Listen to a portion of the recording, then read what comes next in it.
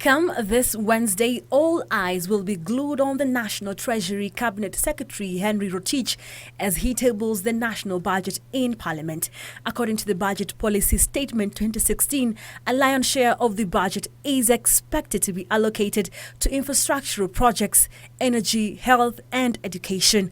Tax experts at PKF are proposing that development projects that require huge capital investments be funded through public-private partnerships. Government should not stop there. They should probably fast track certain other projects. For example, they should move ahead with the LAPSET project, and that should still be on the cards in terms of perpetuating this momentum that we have. That's what's happening with the PPP to move towards privatizing government functions so that there is efficiency. The government projects that the economy will this year grow by 6.1%, up from 5.6% in 2015.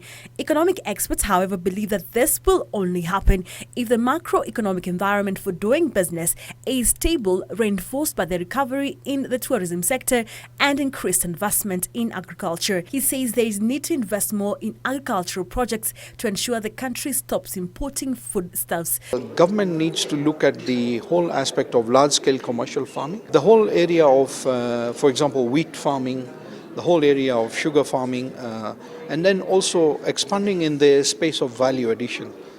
We don't need to export raw products from Kenya. We should be encouraging local industry to convert those products into value addition products. The government was urged to consider funding budget deficits through joint ventures with the private sector instead of domestic borrowing in order to avoid a debt overload. I do not think borrowing is a bad thing. What is not right is to borrow internally. So for as long as the government can be able to get some source of external financing, also to encourage the private sector to bring money through the foreign direct investments, that's going to ease the burden of borrowing locally. He called for administrative reforms in the tax system to ensure every working Kenya joins the taxpayers' kitty. The rate of compliance at the moment for tax compliance is about 45%. So there's a whopping 55% that is sitting out there and not complying with their tax obligations. What the government needs to do, especially people in the informal sector, is to encourage them to come to the tax